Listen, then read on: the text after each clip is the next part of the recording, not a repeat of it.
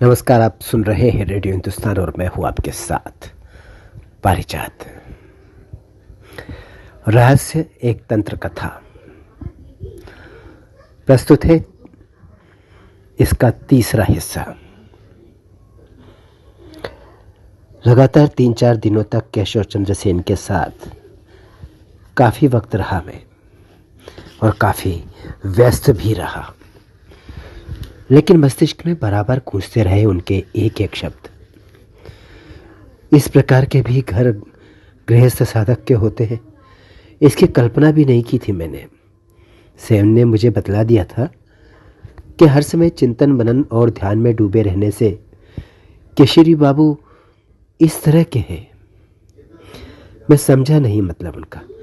केशरी बाबू एक सिद्ध तांत्रिक थे और बहुत सुलझे हुए थे, लेकिन बहुत गहरे भी थे। कह रहा था सेन कि उनके पास चिंतन मनन के अलावा काम ही क्या है। मैंने मन ही मन सोचा तब तो मेरी उनसे खूब पटेगी। ऐसा ही हुआ। एक दिन समय निकालकर मैं चला गया उनसे मिलने के लिए और मुझे देखते ही वो प्रसन्न हो गए।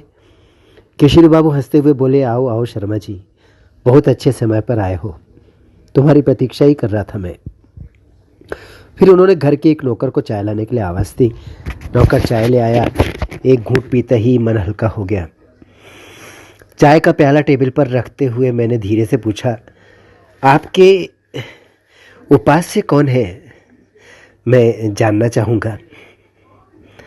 आदि शक्ति महाकाली, उन्हीं का आश्रय लेकर मैं हर समय गुरु स्मरण तथा अग्नि स्मरण करता रहता हूँ।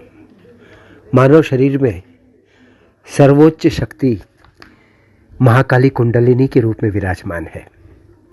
ऐसे ही एक और शक्ति है मानव शरीर में, और वो है काम शक्ति। काम शक्ति दो अलग अलग शब्दों से बना है। पहला है काम और दूसरा है शक्ति।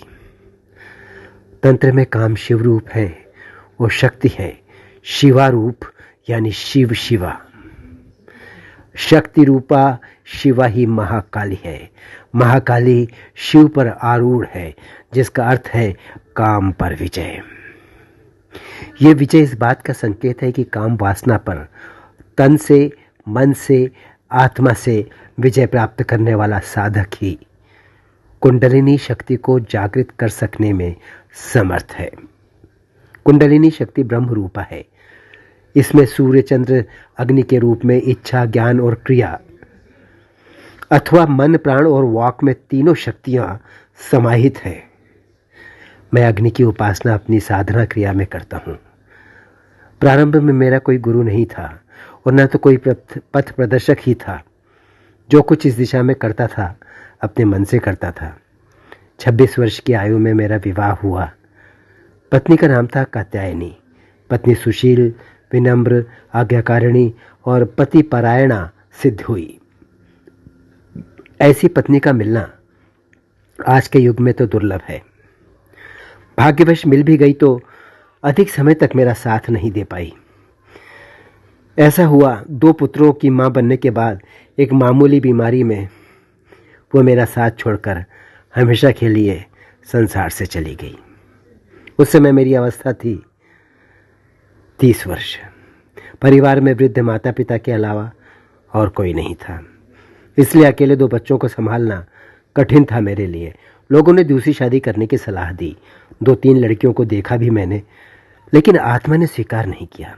आत्मा को तो चाहिए था कात्यायनी जैसी एक जीवन संगिनी का साथ। वो अब संभव नहीं था। माँ महामाया को मेरा क्लेश देखा न गया। मेरी मौसेरी बहन आ गई। विधवा थी वो, बाल बच्चे भी नहीं थे। मेरे बच्चों को अपना समझकर पोषण करने लगी वो। निश्चिंत हो गया मैं। साधना में जो बाधा थी वो दूर हो गई। मैं प्रायः सायंकाल गंगा तट पर चला जाता और वहाँ एकांत में बैठकर घंटों ध्यान मग्न रहता। समय का ख्याल ही नहीं रहता मुझे। संसार, समाज, परिवार, सबसे जैसे मेरे को विरक्ति हो गई थी। मेरे जीवन में शून्य के सिवा और कुछ नहीं रह गया था। उन्हीं दिनों नवद्वीप में मुझे एक सन्यासी मिले। नवयुवक थे, नाम था शिवचरण शाक्त। शायद तांत्रिक सन्यासी थे महाशय। उन्होंने कहा, गुरु के बिना कुछ नहीं होगा, इसी प्रकार भटकते रहोगे तुम। गुरु कहाँ मिलेंगे? अरे खोज करो, खोज करने पर क्या नहीं मिलता। कहने की आवश्यकता नहीं, गुरु की खोज करने के लिए मैं निकल ही पड़ा। न जाने कैसे तारापीठ पहुंच गया मैं। तारापीठ का नाम तो सुना ही था कि अत्यधिक जागृत स्थान है वो, जहाँ साधक लोग साधना करते हैं। क्या कहूँ शर्मा जी, आपसे तारापीठ की सीमा में प्रवेश करते ही मेरा माथा हल्का हो गया। जहाँ सारा शरीर भी हो उठा रोमांचित। काफ़ी लंबा चौड़ा विशाल शमशान था वो। दिन भर उसी शमशान के चारों ओर घूमता रहा मैं, लेकिन क्यों मुझे कुछ समझ नहीं आ रहा था। मंगला आरती के समय मंदिर में गया। मंदिर में तारा माँ की भव्य मूर्ति को देखकर थोड़ा भय का संचार हुआ। फिर शांत मन से दोनों हाथ जोड़कर माँ का ध्यान करने लगा मैं। न जाने कब और कहाँ से आकर मेरे बगल में एक तांत्रिक सन्यासी महाशय खड़े हो गए। लंबी चौड़ी काठी का शरीर, गौर वर्ण लंबी दाढ़ी, सिर पर जटा जूट, शरीर पर लाल वस्त्र, गले में रुद्राक्ष की माला, हाथ में एक सोटा और पीतल का बड़ा सा कमंडल। सन्यासी के चेहरे पर तेज था। बड़ी बड़ी आंखें जैसे जल रही थीं। चौड़े ललाट पर भस्म का त्रिपुंड और लंबा लाल सिंदूर गोल टीका माथे पर नजर आ रहा था। मैं कुछ बोला नहीं, थोड़ा पीछे हट गया। सन्यासी महाशय अपने आप बोलने लगे, तारा का ये शक्तिपीठ एक शिलाखंड है जिस पर एक चित्र उत्कीर्ण है, जिससे यह परिलक्षित होता है कि काली मातृ भाव से शिव को अपना स्तनपान करा रही है। सूर्योदय के पहले उस शिलाखंड के स्नान पूजन के बाद पुजारी उसके ऊपर तारा माँ के मुख की प्रतिमा रख देता है और फिर फूलों से ढकी उस प्रतिमा का पूजन और उसकी आरती होती है। क्या आपने मुझे ये सब कुछ बतलाया है? मैंने पीछे मुड़कर सन्यासी से पूछा। ठीक समझा, सन्यासी ने कहा। ठीक समझा आपने? उन्होंने कहा, आप यहाँ आए नहीं हैं, आपको यहाँ बुलाया गया है, इसलिए आपको माँ तारा के विग्रह का परिचय दिया है मैंने। सामने जो विस्तृत महाशमशान आप देख रहे हैं ना, वो कठोर और रहस्यमयी तांत्रिक क्रियाओं और साधनाओं के लिए सिद्ध स्थान है। लेकिन तुझे यहाँ कुछ मिलेगा नहीं। जिस गुरु की खोज में तुझे भटकना पड़ रहा है ना, वो तुझे नवद्वीप के जंगलों में मिलेगा। यहाँ क्या कर रहा है, क्यों भटक रहा है यहाँ पर तू मेरे बेटे? सन्यासी की बात सुनकर मैं अवाक रह गया। हतप्रभ होकर मैंने सोचा कि सन्यासी कैसे जान गए मेरे मन की बात। कुछ रहस्य है इसमें। अब तक वो इस रहस्य में सन्यासी मंदिर की सीमा के बाहर निकल चुके थे और जल्दी जल्दी पैर उठाता हुआ दामोदर नदी के किनारे बढ़ रहे थे। न जाने क्यों मैं उठ गया और दौड़ लगाने लगा सन्यासी के पीछे। लेकिन क्या पकड़ सका मैं उस रहस्य में सन्यासी को? नहीं।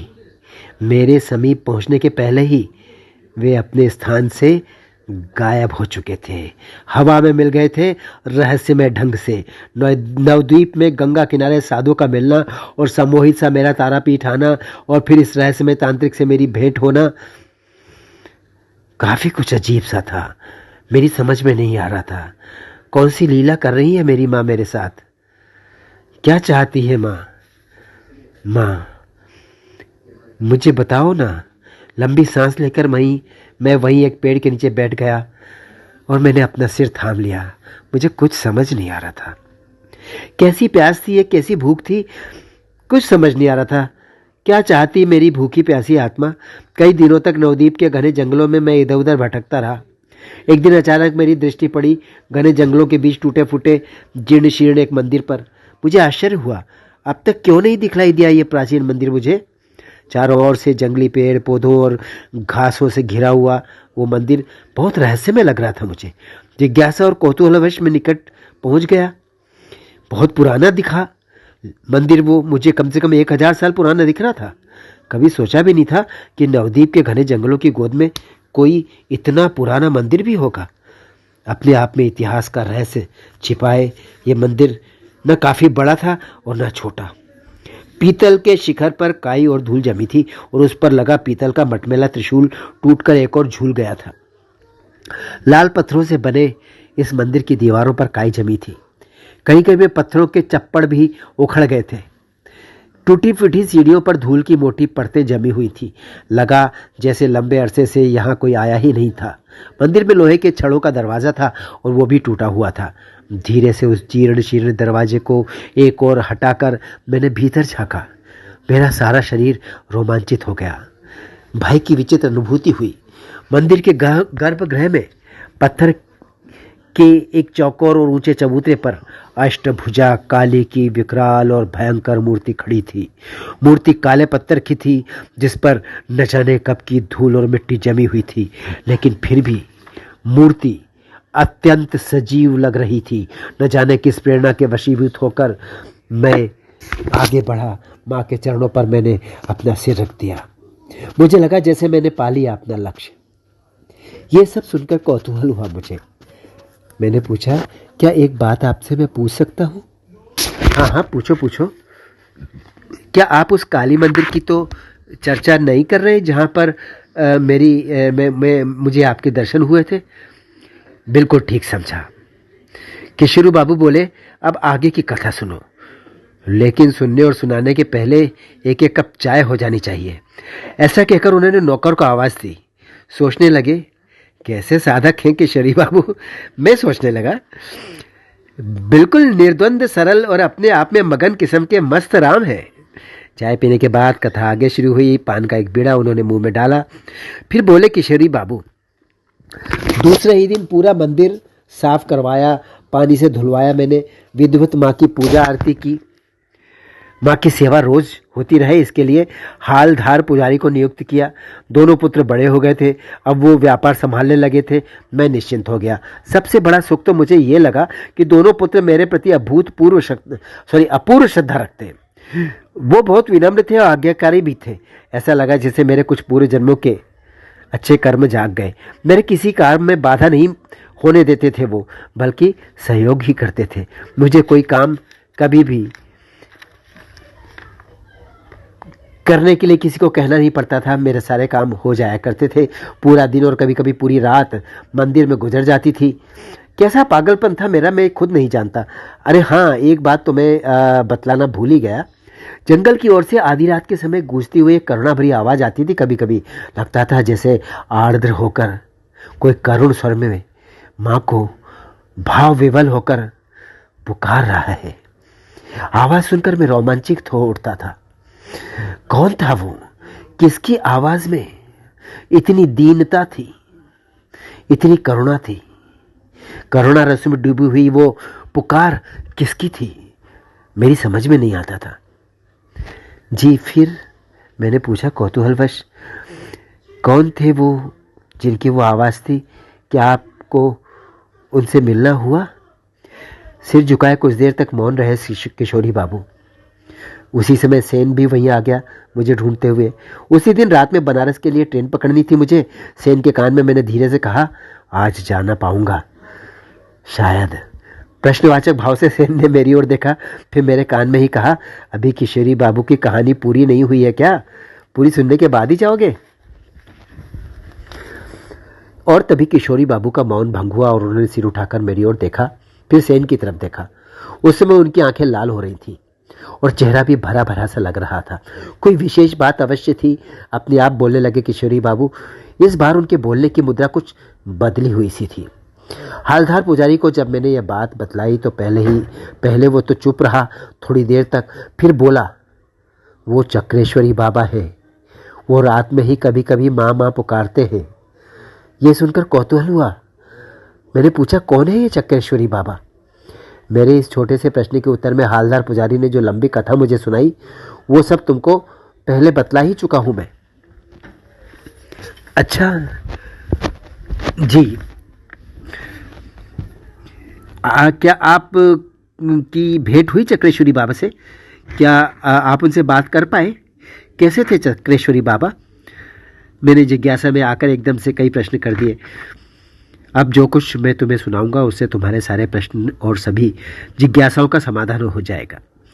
ऐसा कहकर किशोरी बाबू ने पान का एक बीड़ा निकाला और मुंह में रखा। उसके बाद उन्होंने आगे बोलना शुरू किया। हालधार मुझसे बतला चुका था कि चक्रेश्वरी बाबा सर्प योनि में विचरण करते हैं और कभी कभी मानव शरीर में भी प्रकट हो जाते हैं। यही नहीं, इस मंदिर में भी आते हैं और प्रायः सर्प के रूप में ही आते हैं। इतनी जानकारी मेरे लिए बहुत थी। लगातार महीनों तक जंगलों में खोजता रहा चक्रेश्वरी बाबा को। सोचा दो में से किसी न किसी रूप में मिल ही जाएंगे। इस सिलसिले में कई रात मंदिर के भीतर मैंने जागकर बिताई, लेकिन असफल रहा मैं। क्या दर्शन नहीं हुआ? मैंने कौतूहलवश पूछा। होगा क्यों नहीं, होना ही था। किशोरी बाबू खिड़की के बाहर पान थूकते हुए बोले, जहाँ लगन है वहाँ सफलता निश्चित है। मुझे सफलता मिली। एक रात बैठा हुआ था मैं चुपचाप काली मंदिर के चबूते पर, और तभी विशालकाय काला भुजंग सर्प मुझे सामने से आता हुआ दिखाई दिया। समझते देर न लगी मुझे। सर्प के रूप में चक्रेश्वरी बाबा ही थे, इसलिए डर भय नहीं लगा। चुपचाप मैं अपने स्थान पर बैठा रहा। सर्प अपनी गति से सनसन करता हुआ मंदिर के भीतर चला गया। मैं चुपचाप सब कुछ देखता रहा। थोड़ी देर बाद मंदिर के भीतर से माँ की स्तुति गान की करुण आवाज़ आने लगी। मैं इसी अवसर की प्रतीक्षा में था। चटपट मंदिर के भीतर चला गया। हालदार बहुत पहले ही तेल का दीपक जला गया था, जिसका पीला प्रकाश मंदिर के भीतर फैल रहा था, और उसी पीले प्रकाश में मैंने देखा दोनों हाथ जोड़े, आंखें बंद किए, दोनों हाथ जोड़े, सिर झुकाए एक लंबे चौड़े कदकाठी के व्यक्तित्व को मैंने देखा। उनके सिर पर लंबे लंबे चटाएं थी, दाढ़ी काफ़ी लंबी थी, गले में बहुत सारी मालाएं झूल रही थी, कमर में एक लाल रंग की लुंगी बंधी हुई थी। चेहरे पर इतना तेज था कि उसकी कल्पना भी नहीं की जा सकती थी। 400-500 वर्ष पहले एक महामानव का अनोखा व्यक्तित्व देखकर चमत्कृत हो उठा मैं। स्तुति गान समाप्त होते ही उस महान साधक के चरणों पर मैंने अपना सिर रख दिया। लगा जैसे शरीर में बिजली का करंट दौड़ गया। रोमांचित हो उठा मैं। फिर देखते ही देखते चक्रेश्वरी बाबा सर्प के रूप में बदल गए और मंदिर के बाहर निकल गए। रहा न गया मुझसे। बाबा बाबा पुकारता हुआ अंधेरी रात में मैं जंगल की ओर भागा, सर्प के पीछे पीछे। थोड़ा दूर जाने के बाद अचानक सर्प के रूप में चक्रेश्वरी बाबा न जाने कहाँ गायब हो गए। फिर क्या हुआ? मैंने पूछा। होगा क्या, खोजने के लिए निकला था मैं उनको, लेकिन कहाँ खोज पाया। तुम इतने जिज्ञासु क्यों हो रहे हो? बतलाता हूँ ना, जरा सब्र करो। जमाई लेते हुए किशोरी बाबू बोले, एक दिन दोपहर के समय मंदिर में हालधार के साथ बैठकर मैं बातें कर रहा था। इधर उधर की बातें चल रही थी। उसी समय एक साधु जी न जाने कहाँ से आ गए। वहाँ देखने सुनने में कोई साधक लग रहे थे।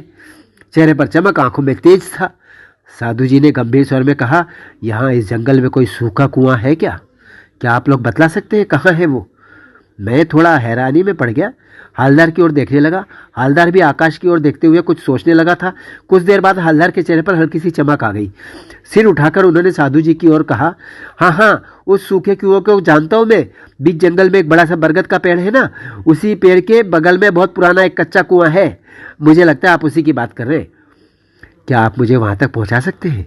विनम्र भाव से साधु जी ने कहा। हाँ, क्यों नहीं, हालदार बोला, और साधु को लेकर साथ में हम दोनों जंगल की ओर चल पड़े। रास्ते में हालदार से बोला, कोई रहस्य है इसमें? सिर हिलाकर फुसफुसाते हुए हालदार ने उत्तर दिया, ऐसा ही मुझे भी लग रहा था। कोई बात तो है जिसके लिए ये साधु कुएं की खोज में यहाँ पर आया है। मैं मन ही मन सोचने लगा, इतना चक्कर लगाया जंगल का, लेकिन मुझे तो कहीं कोई बरगद का पेड़ नहीं दिखा, और फिर छोड़ दो कोई पुराना कुआं, मुझे वो भी नहीं दिखा। टेढ़े मेढ़े जंगली रास्ते से चलकर 1 घंटे बाद हम लोग बरगद के पेड़ के पास पहुंचे। थोड़ा सा हटकर कुआं भी था। उसको देखते ही चमक आ गई साधु के चेहरे पर। कुछ देर तक सिर घुमा घुमा कर चारों तरफ उन्होंने देखा, फिर बोले, धन्यवाद बच्चों, अब आप लोग लौट जाइए। मैं क्षमा चाहता हूँ आपको कष्ट दिया। रहस्य में साधु जी यहाँ क्यों आए थे, किस लिए आए थे, ये हम जानना चाहते थे, लेकिन बताने वाला कोई था ही नहीं। हम लोग चुपचाप व्याकुल भाव से वापस लौटने लगे। हालदार के मन में भी शायद यही बात थी, तो वापस लौटते समय वो कुछ बेचैन दिखा। लेकिन थोड़ी दूर जंगल में जाकर के उसने कहा, चलो छिप जाते हैं। हम लोग छिप गए, पेड़ों के पीछे झाड़ी के अंदर छिप गए हम। वहाँ से साधु जी हमको साफ साफ दिखाई देने लगे। दोपहर हो चुकी थी, आकाश में बादल दिख रहे थे, लेकिन बारिश की संभावना कम थी, इसलिए हम दोनों निश्चिंत थे, अब जो होगा जरूर दिखेगा। मैं चौकन्ना था और हालदार भी चौकन्ना था। लगता था जैसे कोई भारी रहस्य हमारे सामने खुलने वाला है।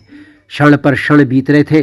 थोड़ी देर बाद मैंने देखा उस सूखे और पुराने कुएं से एक दिव्य पुरुष बिल्कुल सीधे और तने हुए बाहर निकल रहे थे। मैं तो हैरान रह गया। जब उनका पूरा शरीर बाहर निकल आया तो एक बारगी स्तब्ध और आश्चर्यचकित रह गए हम दोनों, मैं और हालदार। पहचानने में गलती नहीं हुई मुझसे। ये तो चक्रेश्वरी बाबा थे। उनका पूरा नग्न शरीर सोने की तरह चमक रहा था।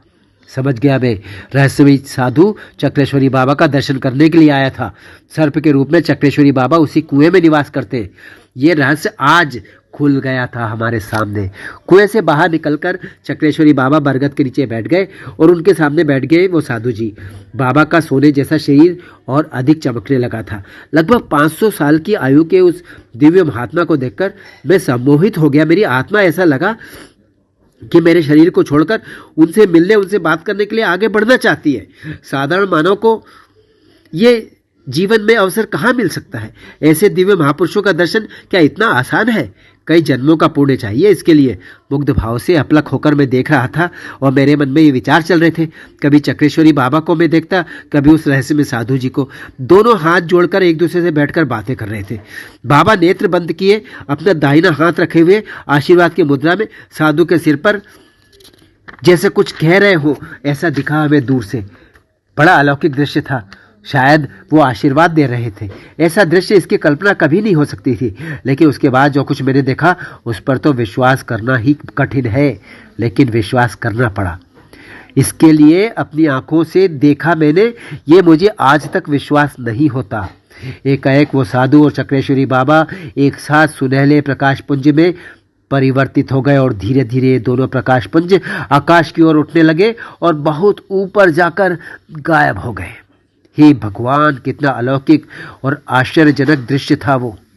हालधार तो मुझसे लिपट कर कांपने लगा डर के मारे। मैं भी रोमांचित हो गया।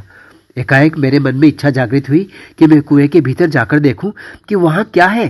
किस प्रेरणा से ये इच्छा जागृत हुई थी मैं कह नहीं सकता। हालदार मेरे साथ जाने के लिए तैयार नहीं था। बोला, ना बाबा ना, हम नहीं जाएगा, हमको डर लगता है, आप जाओ, हम बाहर बैठा रहेगा। मैंने कुएं के भीतर झांक कर देखा, वहां अंधेरा था और कुछ भी नहीं, लेकिन एक विचित्र सी सुगंध उसमें अवश्य भरी थी जो मेरे नासापुट में साफ साफ मुझे महसूस हो रही थी। उसके बाद अभी कहानी खत्म कहाँ हुई थी। हाँ, पुराने कुएं में भीतर जाने के लिए सीढ़ियां दिखाई दी मुझे। उस सूखे कुएं में सीढ़ियां अंदर जाने के लिए। मेरा मन हुआ कि हिम्मत करूं और धीरे धीरे सीढ़ियों से नीचे उतर जाऊं, और फिर मैंने ऐसा ही किया।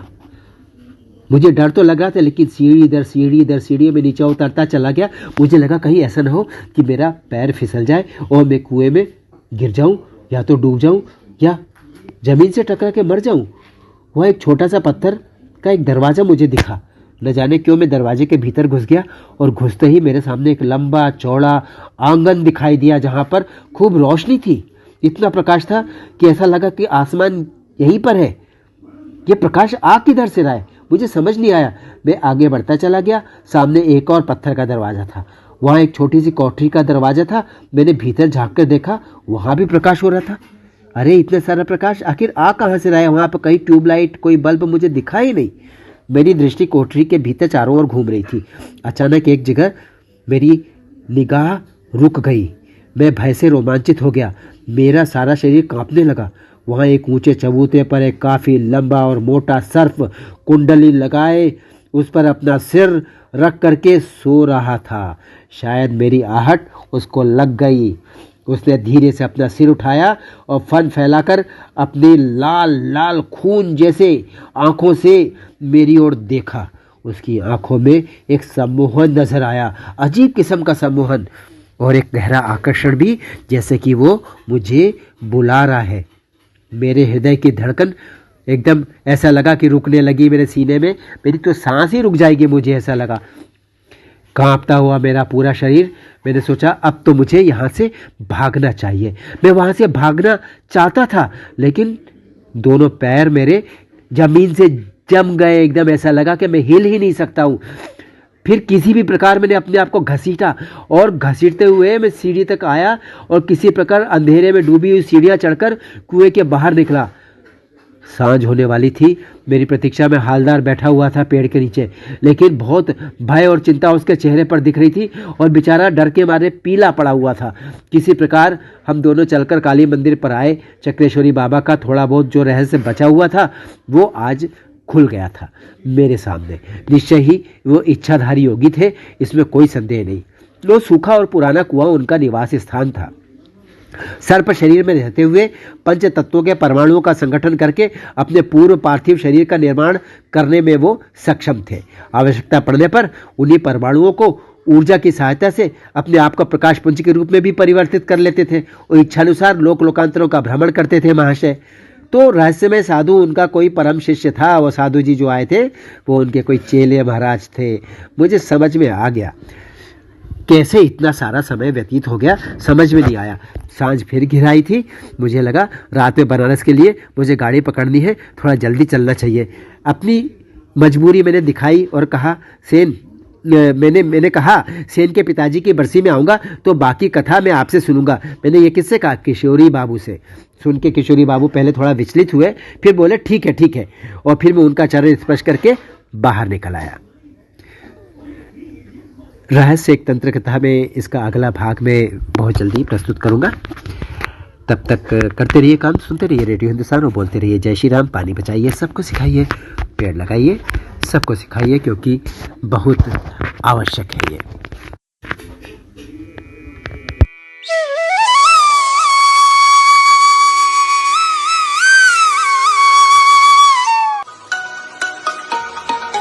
रेडियो हिंदुस्तान।